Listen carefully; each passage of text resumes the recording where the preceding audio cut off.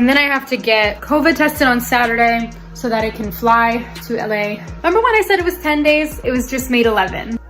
Rachel Zegler recently discovered that Disney is preparing another Snow White revival, and she is reportedly furious. Her outrage follows the dramatic fallout of the previous attempt, which turned into a box office disaster with losses exceeding $115 million. One would think Disney might tread carefully after such a failure, but instead it appears they are moving forward quickly, igniting fresh controversy. Zegler, never one to remain quiet, has made her frustration clear, from subtle jabs to open criticism, suggesting chaos may be unfolding behind the scenes. She has hinted that the next installment could completely unravel the situation.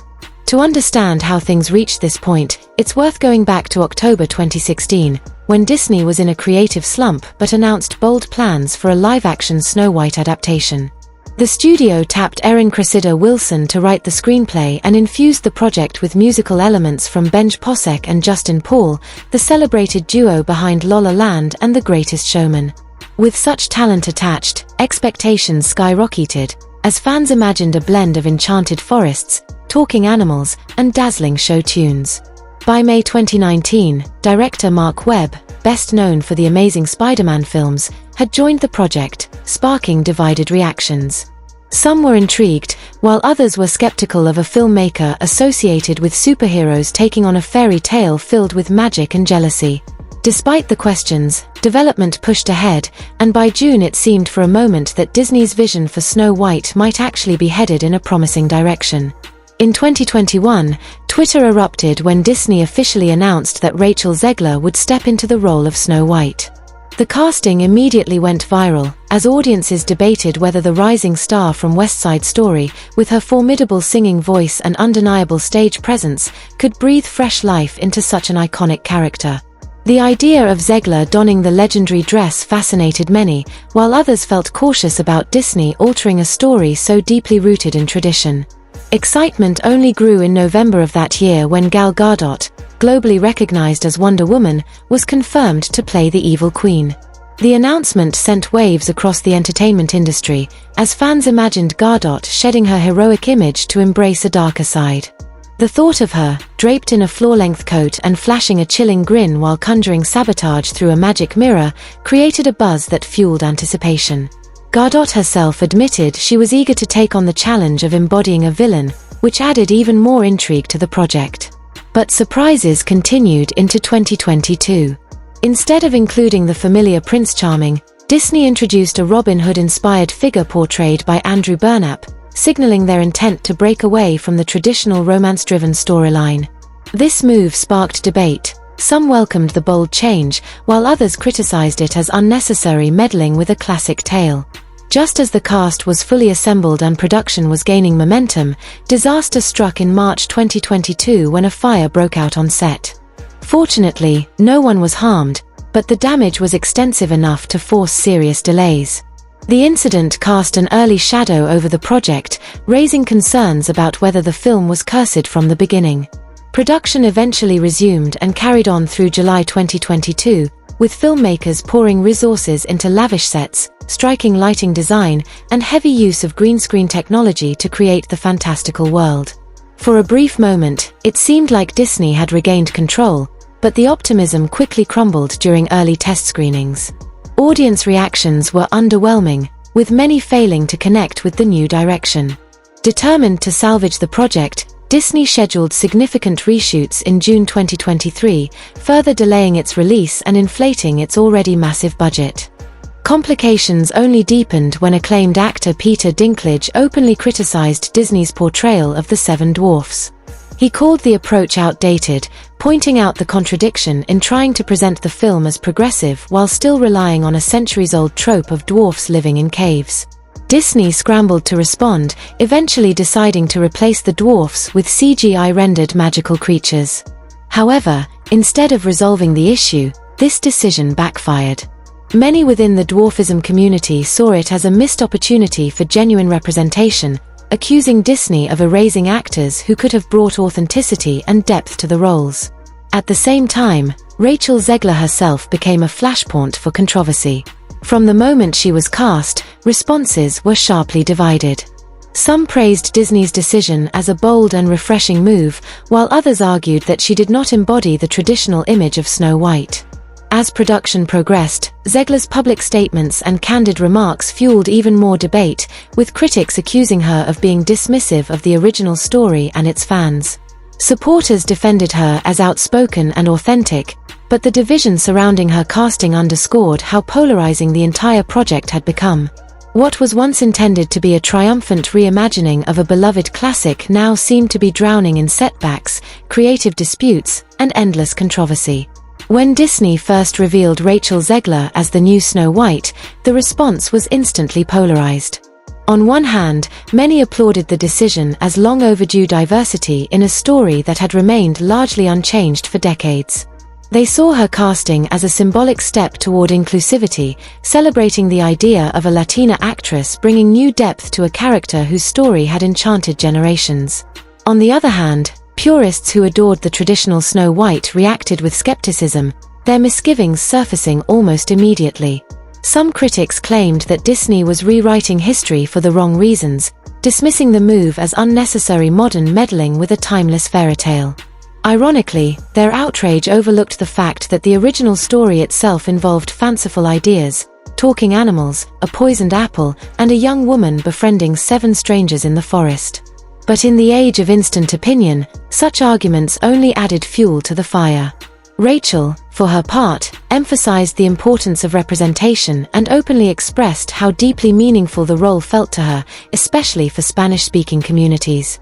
She spoke with enthusiasm about offering a fresh perspective on Snow White, eager to bring nuance to a character long viewed through a single lens. Yet her words were not always received as she intended. For every person who applauded her passion, another criticized her statements, leaving audiences split between admiration and discomfort. And if casting had seemed like the peak of controversy, it quickly became clear that it was only the beginning. In 2022, Rachel gave an interview in which she described the original Snow White and the 7 Dwarfs as antiquated. Her remarks echoed across the globe, particularly among traditionalist Disney fans who considered the 1937 film a sacred cornerstone of animation history. She bluntly stated that the new Snow White would not be defined by waiting passively for a prince to save her, declaring, "It's not 1937 anymore." Instead, she envisioned a heroine whose ambition was to become a leader, not simply a bride. To some, her words were invigorating, signaling progress and empowerment. To others, they were an insult, erasing the innocence and charm of the classic fairytale. The backlash highlighted a generational clash over what Snow White should represent, a relic of old-fashioned romance or a reimagined figure of modern independence. But things grew even more complicated in August 2024. Just after Disney released the film's teaser trailer, Rachel posted 2 images on social media with the words "Free Palestine."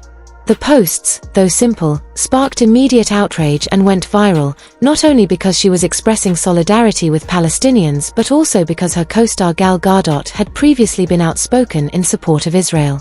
The clash of views between the 2 actresses, amplified by their global fanbases, transformed the film's promotion into a political minefield. Boycott calls emerged online, comment sections turned into battlegrounds, and every advertisement for the movie was dissected for signs of hidden tension between the stars. The situation escalated further when old tweets from Rachel resurfaced. In them, she had criticized former US President Donald Trump and condemned his supporters in harsh terms. Though these posts were years old, their reappearance ignited another round of division. Supporters defended her right to speak her mind, while critics accused her of alienating a large portion of the audience Disney relied on. The cycle of reposting, canceling, defending, and debating became exhausting, creating a storm of negativity that overshadowed the film itself. By November 2024, the pressure had grown so intense that Rachel was compelled to issue a public statement. In a heartfelt apology, she acknowledged her flaws and admitted that her words in the past had sometimes been poorly expressed. She insisted that she had never intended to cause harm and that her only wish was to bring joy and peace through her work. Yet by then, much of the damage was irreversible. Rumors swirled about tensions on set, whispers of strained relationships spread through fan forums, and the atmosphere surrounding the project became more toxic than celebratory. What should have been a triumphant moment for Disney's revival of its first princess instead turned into a cultural battlefield, where the film was overshadowed by politics, controversy, and endless online feuds behind the scenes. The tension between Gal Gadot and Rachel Zegler only deepened as the film inched closer to release. Their differences weren't just artistic but openly political, making joint appearances nearly impossible. Rachel's outspoken solidarity with Palestine clashed directly with Gal's firmly stated support for Israel, a stance she rooted in her personal identity as a Jewish woman. Gal spoke publicly, saying she would not stay silent while her community faced hate, and her words struck a raw nerve in the already divided climate. Journalists began picking up on the rift, publishing speculative reports about strained dynamics on set and whispers that Disney had been forced to take extra security measures after Gadot received threats. For a studio hoping to market unity and magic, this was a nightmare. Disney's PR machine scrambled to manage the fallout. The solution was telling: Rachel and Gal would not share a stage or a couch for interviews. Instead, individual press engagements were scheduled, carefully separated to avoid awkward clashes. Their absence from traditional Hollywood press circuits, no shared talk show couches, no bubbly joint interviews, became a silent code that they were not Disney pals, no matter what the posters implied. Marketing teams grew desperate, editing trailers with surgical precision, issuing frantic emails, and quietly assigning staff to monitor Rachel's social media activity like hawks in case another storm erupted. Every press moment was tightly controlled, yet even the rare appearances they made together were stiff and uncomfortable, more like a strained family dinner after a political argument than the cheerful energy of a Disney promotion. On March 21, 2025, Snow White finally premiered in theaters across the United States and Canada. Hopes were high that curiosity and nostalgia would carry the film, but the opening weekend numbers told another story. The domestic box office landed at just over $40.2 million, far below projections. International markets added only about $45 million, bringing the global debut to approximately $85 million, a devastating comparison against the $240 to $270 million production budget, not even counting Disney's enormous marketing spend. For context, the film had been expected to open closer to $300 million worldwide, and falling short by that wider margin was catastrophic. By early April, the picture became even clearer. The US total hovered around $71.4 million, while global earnings sat at roughly $75.8 million, combining for a worldwide haul of just $147.2 million. The math was brutal. With the production and promotional budget towering over $350 million, Disney was staring down losses estimated at around $115 million. What had been marketed as a dazzling revival of their very first princess had quickly turned into one of the studio's most expensive disappointments. Rachel Zegler, however, attempted to navigate the storm with composure. Speaking like a seasoned professional far older than her years, she defended the film in interviews despite the criticism. "It's very gratifying to work so hard on something," she said, "and I truly believe that love speaks through me and through the film's creators. We set out to give audiences a fresh perspective." She acknowledged openly that not everyone was embracing the new direction but maintained that at its core, the movie had heart. It was a gracious stance, yet her words could not reverse the mounting perception that Disney's gamble had failed. To some, the film was nothing more than a poorly executed makeover of a classic. To others, it represented deeper cultural battles about storytelling, politics, and identity. Whatever the interpretation, one thing was undeniable: Snow White had not lived up to Disney's hopes, and the fallout would shape the studio's future in ways no one had anticipated. Rachel Zegler handled the disappointment with grace, though even her poise couldn't soften the sting. In interviews, she carefully avoided blame, instead stressing that filmmaking is a collaborative art and that everyone involved had given their best effort in pursuit of something timeless. Yet behind the sophistication, the truth was difficult to ignore. It hurt. To endure all the grueling work, the endless debates, the reshoots, and the controversies, only to watch the project stumble at the finish line, it felt like a poisoned apple moment for everyone involved. Reviews on Rotten Tomatoes painted the picture clearly enough. Out of 215 critics' responses, The film averaged only 42%, with a lukewarm 5.2 out of 10 rating. While nearly all reviewers praised Zegler's performance, they agreed the movie itself couldn't decide what it wanted to be. Was it a feminist manifesto, a glossy musical, a reinvention of a fairy tale, or simply a CGI-heavy fever dream? Metacritic echoed the confusion with a middling score of 50 out of 100, and audiences weren't much kinder. CinemaScore granted it a B+, not terrible but far below the glowing A's Disney relies on to keep its family-friendly empire thriving. Zegler's talent was universally acknowledged as the film's saving grace, but the broader creative choices left audiences puzzled. Suddenly, Snow White wasn't just singing to birds or befriending woodland creatures, she was leading a revolution. The drastic reimagining left many viewers wondering why Disney had chosen to strip away the charm of the original in favor of heavy-handed messaging. And in Hollywood, when a project crashes, the ripple effects are swift and severe. Behind closed doors, Disney began quietly re-evaluating its entire live-action slate. One of the first casualties was the planned adaptation of Tangled. Director Michael Gracey and screenwriter Jennifer Caton Robinson had already been attached, with early development underway, but following Snow White's collapse, the project appeared to slip into indefinite limbo. The flip is up. To quote Sarah Basco, what the flip is up, Tube Nation? To brush my teeth. My car is already outside. Feeling like I forgot everything that The studio's anxiety extended far beyond one flop. The fate of Disney's entire live-action strategy now seemed uncertain, hinging on whether upcoming remakes like Lilo and Stitch and Moana could avoid a similar disaster. The pressure was especially high for Lilo and Stitch, a beloved 2002 animated film with a fiercely loyal fan base.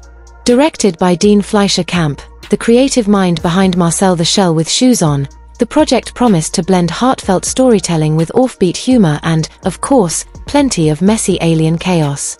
Disney scheduled its release for May 23, 2025, and the studio's hopes were pinned on its success to restore confidence in the remake machine. Casting choices already had fans buzzing.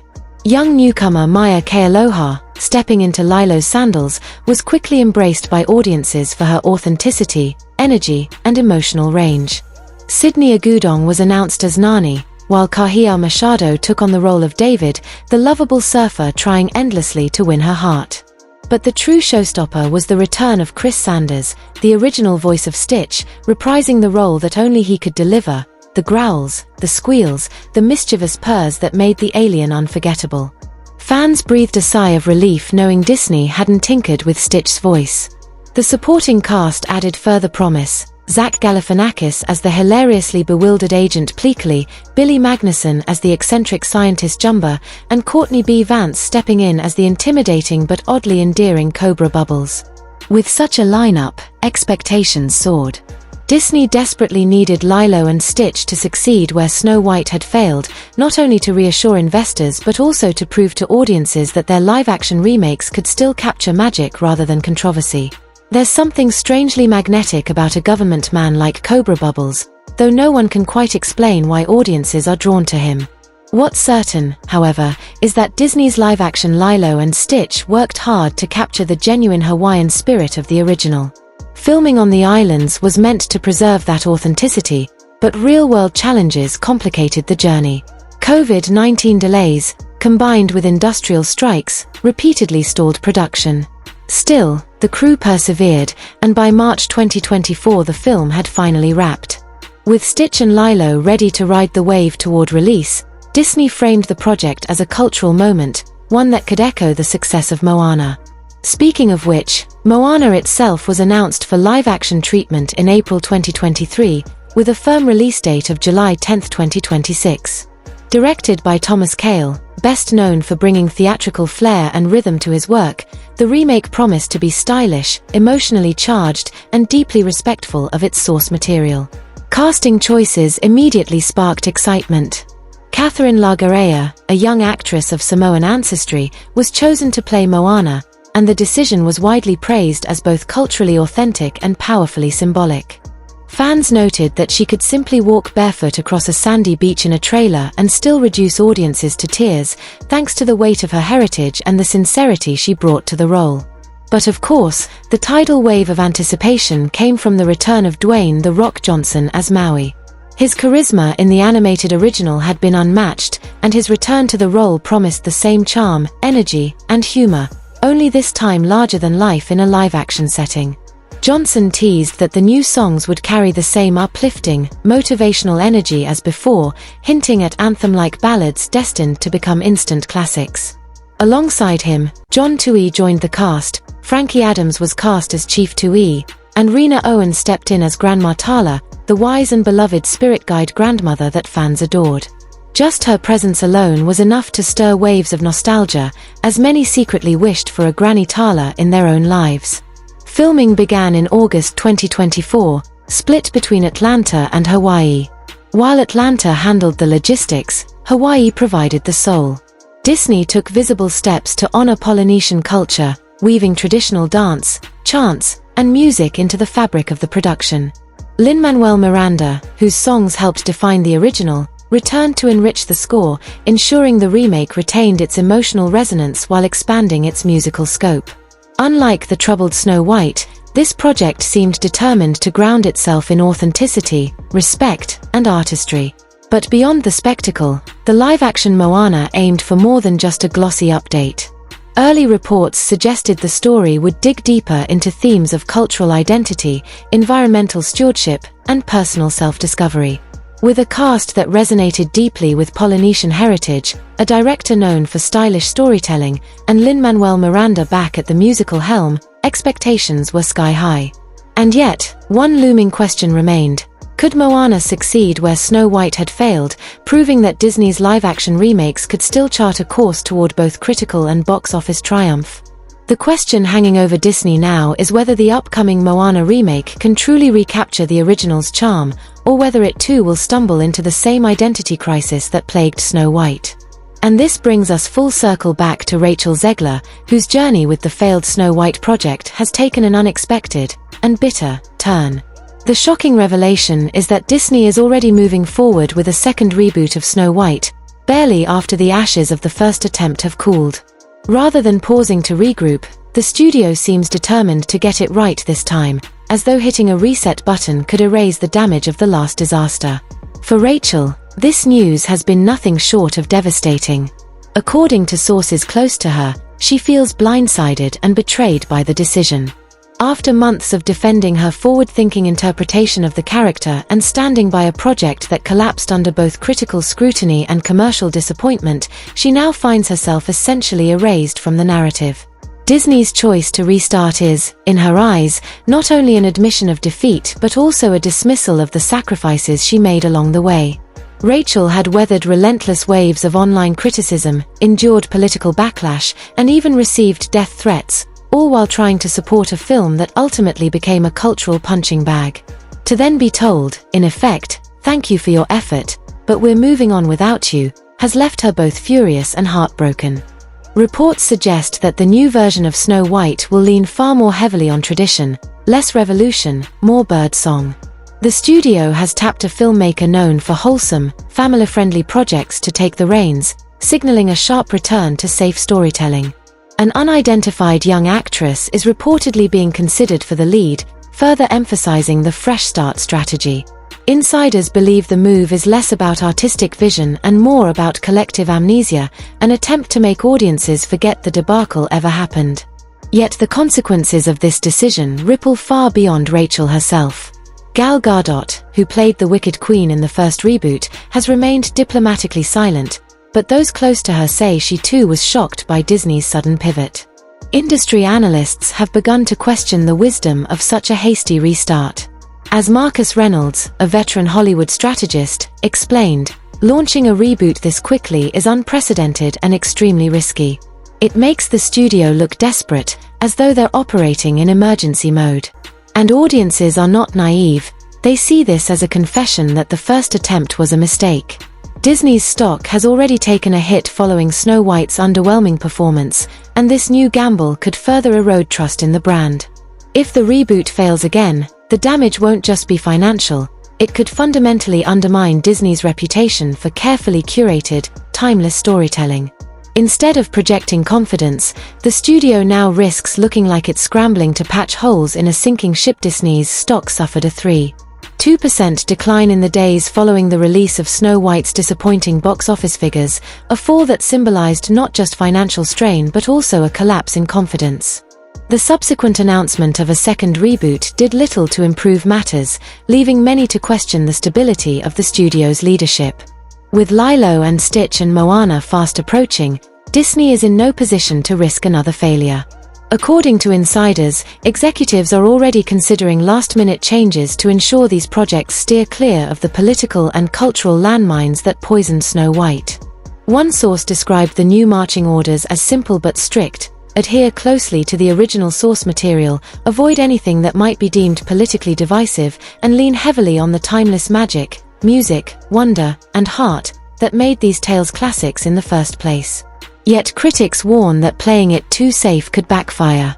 Disney's true strength, they argue, has always been its ability to evolve with the times, preserving the essence of its beloved stories while adapting them for new generations. Retreating into caution may protect the company from another controversy, but it also risks rendering its stories irrelevant to younger audiences who now expect bolder, more forward-thinking narratives. Meanwhile, Rachel Zegler's trajectory tells a very different story.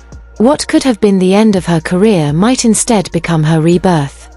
Hollywood thrives on comeback arcs, and Zegler's fierce defense of her performance, along with her refusal to distance herself from the creative choices she helped shape, has earned her admiration in certain industry circles.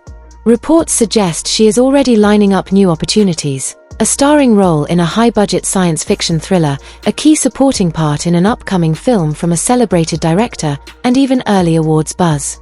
Rachel isn't backing down, her agent explained. She stands by her vision for Snow White and refuses to let disappointment define her. For Disney, the spotlight now shifts squarely to Lilo and Stitch. Its success or failure will not only determine whether Moana can launch with confidence but may decide the fate of Disney's entire live-action strategy, a model that has dominated the studio's approach for the past decade. The poisoned apple of Snow White has spread far beyond the confines of a single film. It has infected the company's financial outlook, shaken its creative identity, and forced it into a precarious balancing act between caution and innovation. For Rachel Zegler, however, this is only the beginning. Her clash with Disney is shaping up to be a defining battle between corporate caution and artistic conviction. For the studio, it may determine not just the fate of two upcoming films, but whether Disney itself can continue to lead the cultural conversation, or whether it will stumble into becoming a relic of its own past.